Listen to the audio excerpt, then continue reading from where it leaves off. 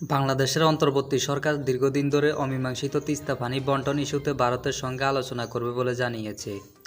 এ বিষয়ে ভারতীয় সংবাদ সংস্থা পিটিআইকে দেওয়া এক সাক্ষাৎকারে প্রধান উপদেষ্টা ডক্টর মোহাম্মদ ইউনূস মন্তব্য করেন।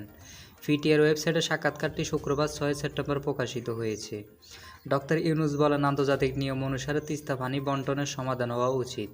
তিনি বিশেষভাবে গুরুত্ব দেন বাংলাদেশের মতো ভাটির দেশগুলো অধিকার নিশ্চিত করার বিষয়ে। প্রধান উপদেষ্টা আরও বলেন, বাংলাদেশ ঠিক কতটুকু পানি পাবে তা সুনির্দিষ্ট না হওয়া পর্যন্ত তিনি কোনো চুক্তিতে সই করতে ইচ্ছুক নন। তিনি জোর দিয়ে বলেন যে কোনো মূল্যে এই সমস্যার সমাধান করতে হবে। সাক্ষাৎকারে সীমান্ত হত্যার বিষয়টি আলোচিত হয়। সীমান্ত হত্যার নিন্দা জানিয়ে ডাক্তার ইউনূস বলেন, কাউকে হত্যা করা কোনো সমাধান নয়, বরং এই ধরনের পরিস্থিতি মোকাবেলার জন্য আইনগত পথ রয়েছে। তিনি সীমান্ত হত্যা বন্ধের আহ্বান জানিয়ে বলেন, সীমান্ত হত্যা একতরফা একটি বিষয়। আপনার দেশ দখলের উদ্দেশ্যে কেউ সীমান্ত অতিক্রম করছে না, তাই এই হত্যাকাণ্ড বন্ধ করা উচিত।